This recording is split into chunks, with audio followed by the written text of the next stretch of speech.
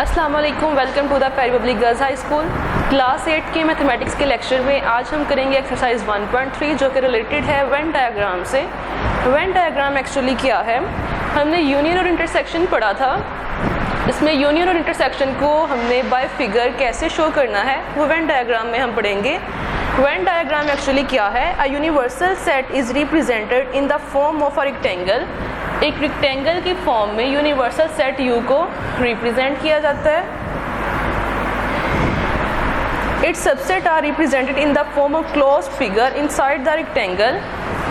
इसके सबसेट्स जो हमारे पास होंगे A और B की फॉर्म में, उनको हमने क्लोज फिगर की फॉर्म में यहाँ पे रिप्रेजेंट करना है। लेट्स सपोज इसका नेम है A।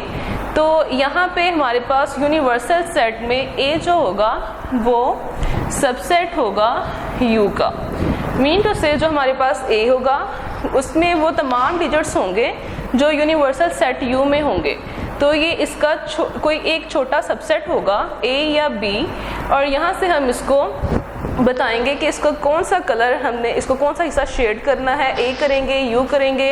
ये डिपेंड करता है कि हम यूनियन ले रहे हैं या इंटरसेक्शन ले रहे हैं, और उसमें हमारे पास क्वेश्चन की कंडीशन क्या है। तो क्वेश्चन नंबर 1 हम करते हैं 1.3 एक्सरसाइज से। क्वेश्चन नंबर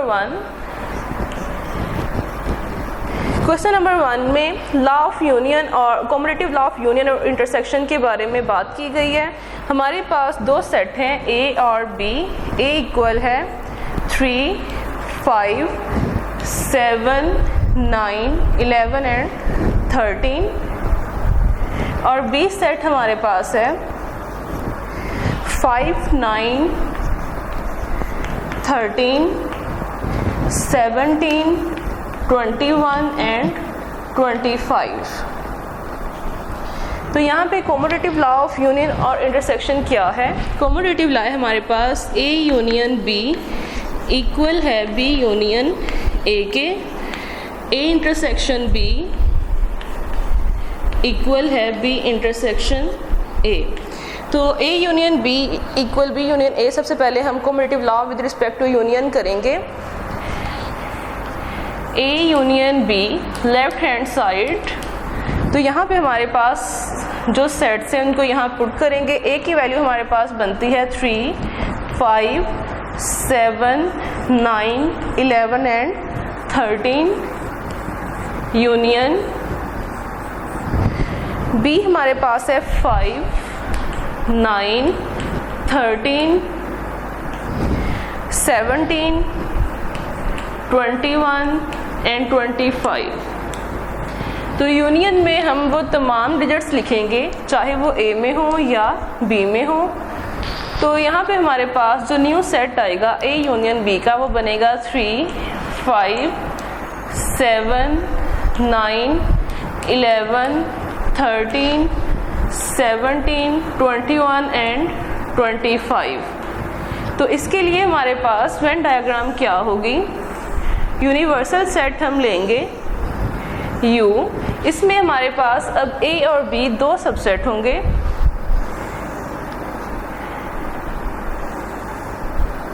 A और B हमारे पास दो सबसेट हैं। तो यहाँ पे हम इसका नेम फर्स्ट सबसेट का रखेंगे A, सेकंड का रखेंगे B। अब हमने जो कॉमन डिजिट्स हैं इसमें जो A और B दोनों में मौजूद थे वो यहाँ पे लिखेंगे जो इनका कॉमन पार्ट आ रहा है। कॉमन पार्ट हमारे पास बनता है 5 एंड 9, और बाकी जो इसके डिजिट्स होंगे A के वो हम A में, और B के जो डिजिट्स होंगे वो B में लिखेंगे। यहाँ पे आएगा 3, 7, 11, 13, ऐसे ही हम B में लिखेंगे। 5 ऑलरेडी हम लिख चुके हैं, 9 भी लिख चुके हैं, तो ये आएगा 13, 17, 21 एंड 25। तो यहाँ पे हम यूनियन में इसके दोनों पार्ट को ही, जो दो हमारे पास सबसेट हैं A और B, इनको शेड करेंगे। तो ये दोनों सर्कल शेड होंगे। इसी तरह अब हम B union A find out करेंगे। B यूनियन A, सबसे पहले हम B सेट लिखेंगे 5, 9, 13, 17, 21 एंड 25 यूनियन। A हमारे पास है 3, 5, 7, 9, 11 एंड 13। तो यहाँ पे इसका आंसर हमारे पास बनेगा 3, 5, 7, 9, 11, 13, 17, 21 एंड 25। कॉम्यूटेटिव लॉ में हम ऑलरेडी लेक्चर में पढ़ा था A union B always equal B union A, तो यहाँ पे इनका आंसर सेम आएगा। तो वेन डायग्राम बनाते हुए भी इनकी शेप सेम होगी और सेम पार्ट ही शेड होगा। तो यहाँ पे वेन डायग्राम बनाएं, रेक्टेंगुलर पार्ट कहलाता है U। यहाँ पे हमारे पास दो सबसेट A और B हैं। A हमारे पास है 3, 7, 11, 13 इन दोनों में कॉमन है, आप 13 को सेंटर में भी लिख सकते हैं। तो यहाँ पे आएगा 5, 9, 13 और यहाँ पे हमारे पास B पार्ट बनेगा 17, 21 एंड 25। तो यूनियन में हम दोनों पार्ट को इकट्ठा मिला के लिखते हैं, तो इसलिए दोनों ही हमारे पास जो सबसेट होंगे वो शेड होंगे। जब इंटरसेक्शन की बात की जाएगी तो इंटरसेक्शन में जस्ट कॉमन पार्ट को हम शेड करेंगे। तो यहाँ पे हमारे पास यूनियन में तमाम पार्ट को शेड किया जाएगा। तो A यूनियन B और B यूनियन A हमारे पास दोनों सेम है, तो हम यहाँ से कह सकते हैं A यूनियन B इक्वल है B यूनियन A के। इसी तरह हम क्वेश्चन करेंगे 2। क्वेश्चन नंबर 2 में हमें कुछ वेन डायग्राम्स दी गई हैं और उनकी कंडीशन के मुताबिक जो यहाँ पे नीचे उनके नीचे लिखी गई हैं उसके मुताबिक हम उसको शेड करेंगे और बताएंगे कौन सा पार्ट शेड किया जाएगा।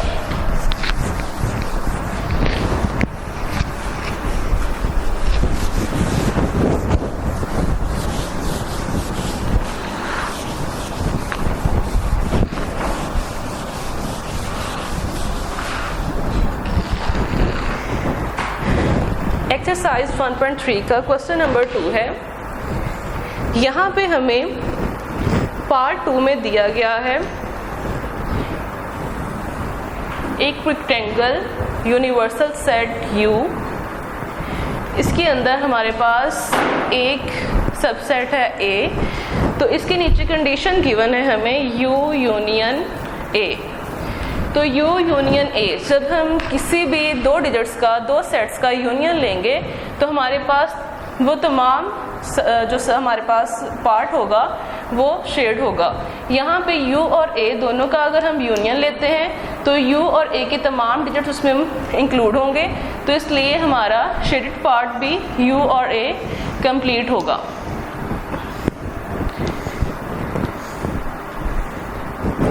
इसी तरह यहाँ पे हमें इसका थर्ड पार्ट गिवन है। थर्ड पार्ट में रेक्टेंगुलर फॉर्म में गिवन है यूनिवर्सल सेट U और सबसेट गिवन है A। तो यहाँ पे हमारे पास कंडीशन है A union A।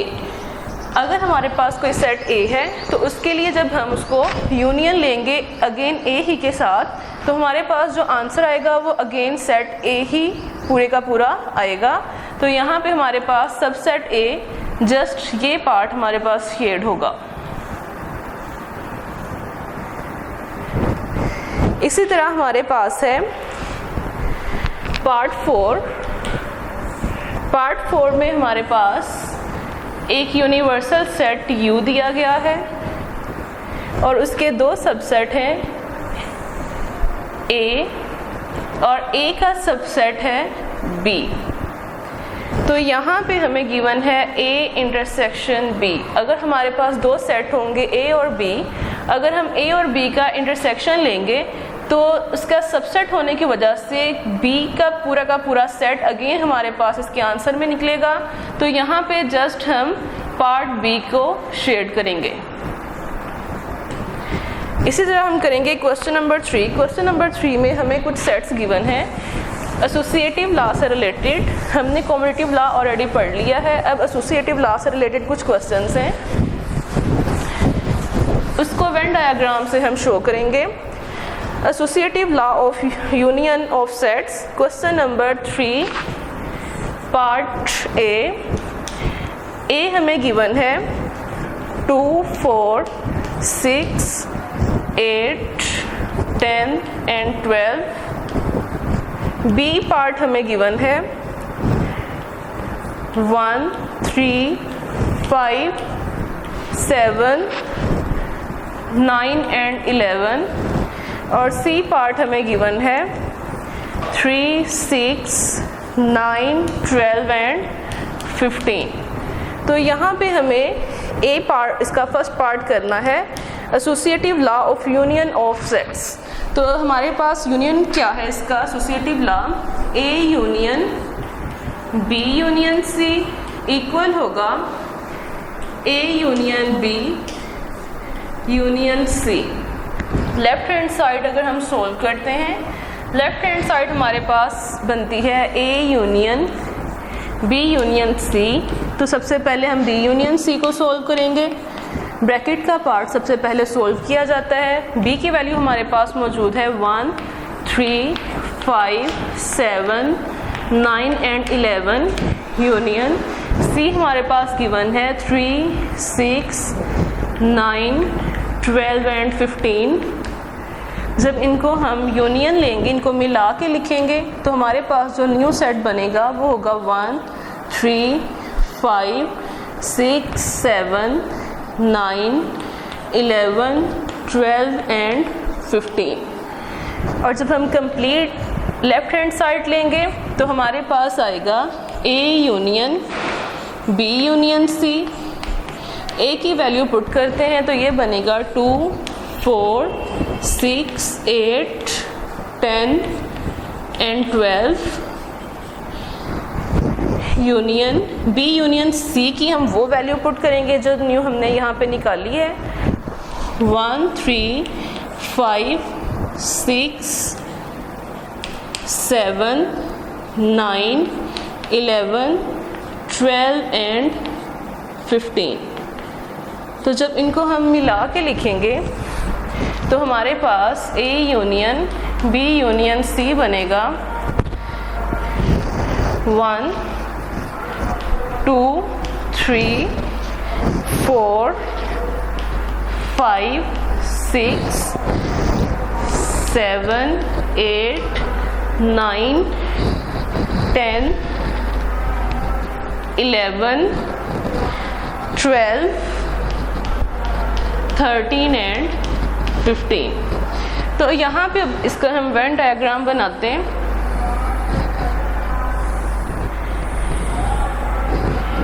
Universal set U है, इसके हमारे पास 3 सबसेट हैं A, B और C। तो यहाँ पे हम लिखेंगे इनके कॉमन सेट्स। A की हमारे पास वैल्यू निकलती है 2, 4, 6 हमारे पास मौजूद है यहाँ पे A में और C में। तो 6 यहाँ A और C के कॉमन पार्ट में लिखा जाएगा। इसके बाद हम लिखेंगे 8, 10, 12 हमारे पास मौजूद है C में। तो यहाँ से हम 12 A और C के कॉमन पार्ट में लिखेंगे। इसी तरह B की वैल्यूज हम लिखेंगे 1, 3 हमारे पास B और C दोनों में मौजूद है, तो हम B और C के कॉमन पार्ट में लिखेंगे 3। इसके बाद हम लिखेंगे 5, 7, 9 हमारे पास B और C दोनों में मौजूद है, तो ये भी यहाँ पे कॉमन पार्ट में लिखा जाएगा। इसके बाद हम लिखेंगे 11 और C के, अब हम C पार्ट को लिखेंगे C सेट में। 3 और 6 हम ऑलरेडी लिख चुके हैं, 9 भी लिख चुके हैं, तो हमारे पास है अब 15। तो यहाँ पे हमारे पास A union B union C के लिए हमने जिस सर्कल को शेड करना है तो वो यहाँ पे हमारे पास तीनों सबसेट होंगे, क्योंकि यूनियन में हम तमाम पार्ट्स को शेड करते हैं।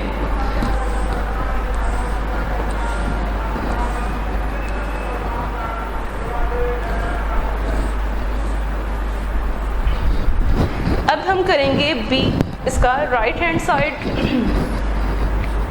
राइट हैंड साइड है हमारे पास A union B union C.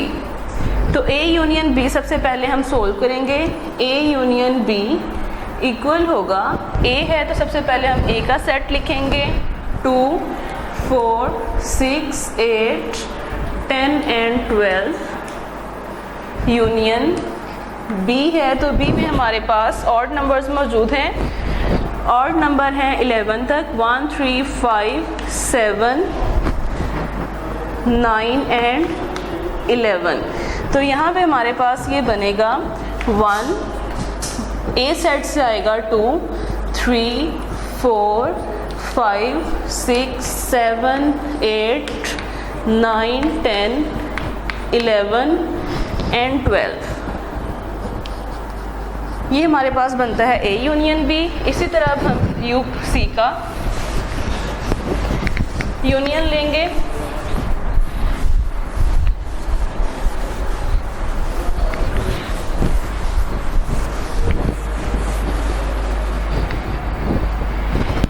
A union B union C. सबसे पहले हमारे पास ए यूनियन बी का आंसर आएगा। ए यूनियन बी हमारे पास निकला है 1, 2, 3 सो ऑन 12 यूनियन सी की वैल्यू हमारे पास थी 3, 6, 9, 12 एंड 15। तो यहाँ पे इसको जब हम सोल्व करेंगे तो हमारे पास आंसर निकलेगा 1, 2, 3 सो ऑन 13, 15।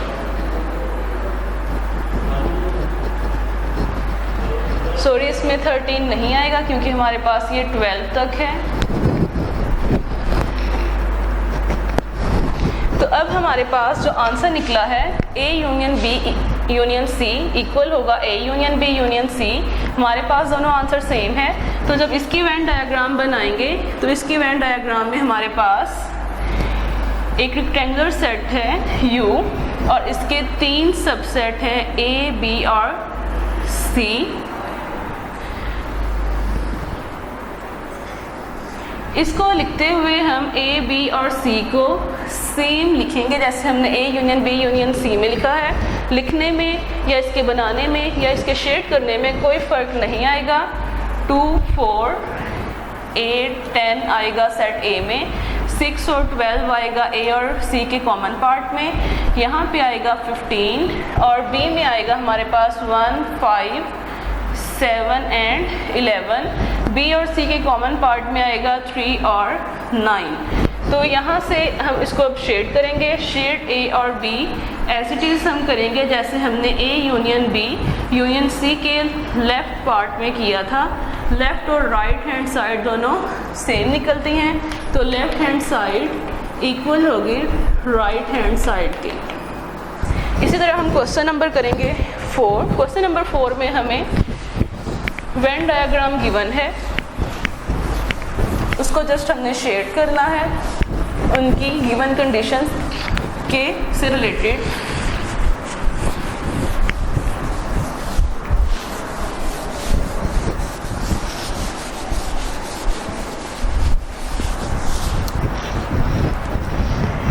क्वेश्चन नंबर 4 का फर्स्ट पार्ट है रेक्टेंगुलर पार्ट गिवन है हमें यूनिवर्सल सेट यू की फॉर्म में। यहाँ पे हमें एक सेट गिवन है बी। बी के अंदर बी का सबसेट और यू का सबसेट गिवन है ए और इसके साथ बी और सी के साथ मौजूद है सी। तो यहाँ पे हमारे पास है A intersection B union C. तो यहाँ पे जो हम पार्ट शेड करेंगे वो होगा ए और सी, क्योंकि जब हम ए इंटरसेक्शन बी लेंगे, बी और ए ये हमारे पास बी एक कैपिटल सेट होगा, बड़ा सेट होगा और उसके मुकाबले में ए जो होगा वो छोटा सेट होगा और वो बी का सबसेट होगा। जब हम कोई ऐसे सेट्स का इंटरसेक्शन लेते हैं जिसमें एक सेट बड़ा हो और दूसरा उसी का ही सबसेट हो तो हमारे पास जो छोटा सबसेट होता है वही हमारे पास आंसर आता है। जैसे यहाँ बी और ए में से इनका इंटरसेक्शन लेने पे हमारे पास ए उसका आंसर आएगा। तो हम पार्ट ए को शेड करेंगे। उसके बाद हमारे पास है आंसर, इंटरसेक्शन बी का यूनियन लेना है हमने सी के साथ। तो यहाँ पे बी यूनियन सी का जो हमारे पास पार्ट निकला है सी, वो पूरे का पूरा शेड होगा। यानी यहाँ से हमने ए और सी को शेड किया है। यूनियन में हम तमाम पार्ट को शेड करते हैं जो ए के साथ है या बी के साथ है। इसमें हमारे पास वो तमाम वैल्यूज़ होंगी जो यूनियन लेने पे ए इंटरसेक्शन बी के साथ निकली थी और सी के साथ कॉमन थी। इसके बाद हमारे पास है सेकंड पार्ट। सेकंड पार्ट में हमारे पास 3 सेट गिवन हैं।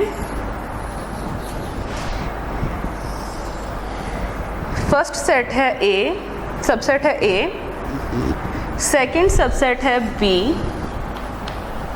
और थर्ड सबसेट है सी। तो यहाँ पे हमारे पास है A union B intersection C. अब ए यूनियन बी अगर लेते हैं तो हमारे पास ए और बी के दोनों सबसेट शेड होंगे। जब ए यूनियन बी का हमने लिया, आंसर निकला जो हमारे पास, और उसका सी के साथ इंटरसेक्शन लिया, तो वो यहाँ पे बी और सी के कॉमन पार्ट्स के साथ आएगा। तो ये पार्ट जो है वो डबल शेड होगा, बाकी ए और बी हमारे पास सिंगल शेड है। सी का ये पार्ट शेड नहीं होगा क्योंकि हमने इंटरसेक्शन लेना था। अगर यूनियन होता तो ये तीनों सबसेट यहाँ पे शेड किए जाते। यहाँ पे इंटरसेक्शन में हम जस्ट कॉमन पार्ट को शेड करते हैं, तो इसका कॉमन पार्ट बी और सी का ये बनता है, तो इसको हमने डबल शेड किया है। तो यहाँ पे हमारा लेक्चर ख़त्म होता है। नेक्स्ट 2 चैप्टर के साथ हाजिर होंगे। अल्लाह हाफिज़।